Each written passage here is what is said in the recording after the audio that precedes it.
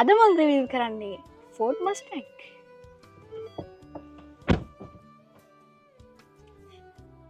දැන් මේ වාහනේ අර ස්පෝටි ගතියටම හදපු එකක් නිසාම ඩිසයින් කරපු එකක් නිසාම හුඟක් වේගෙන් යන ඩිසයින් කරපු එකක් නිසාම මේකට හොඳ ක්ලියර් වීව් එකක් ඕනේ. මොකද අවධානයෙන් යන්න ඕනේ, සයිඩ් මිරර්ස් හොඳ තියෙන්න ඕනේ, වාහන ගැන සැලකිලිමත් වෙන්න ඕනේ, පාර ගැන සැලකිලිමත් වෙන්න ඕනේ. ඒ නිසාම මේකට හොඳ වීව් එකක් අපිට හම්බෙලා තියෙනවා. ඒ වගේම තමයි මෙතනින් අර මේ පුංචි කොටස් දෙකක් අපිට ලැබෙන්නේ පැසෙන්ජර් එක පැත්තේ, ඩ්‍රයිවිං සීට් එක පැත්තේ මේ මීදුම් බඳුත් එහෙම ඒක අයින් කරලා දාන්න. මොකද එතකොට අපිට හොඳ ක්ලියර් වීව් එකක් ලැබෙන නිසා.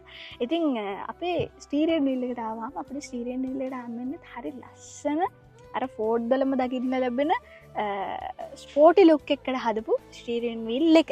දැන් අර මේ සාමාන්‍ය ෆෝඩ් එකක් දැකලා නැති ලැම්බෝගිනි වල එහෙම ස්ටීරියර් වීල් දැකලා තියෙනකොට අපිට හිතෙන්නේ අර ෆෝඩ් කියපු ගමන් මෙතනින් ෆ්ලැට් ඩිසයින් එකේන අර ස්පෝටි ස්ටීරියර් වීල් එක හම්බෙනවා කියලා. එහෙම නැහැ. මේක හොඳ රවුන්ඩ් ෂේප් එකක් තියෙන හරි ලස්සන ස්ටීරියර් වීල් එකක් තමයි හම්බෙන්නේ. ස්ටීරියර් වීල් එකට අපිට හොඳ පැඩල් ෂිෆ්ටර්ස් දෙකකුත් හම්බෙනවා.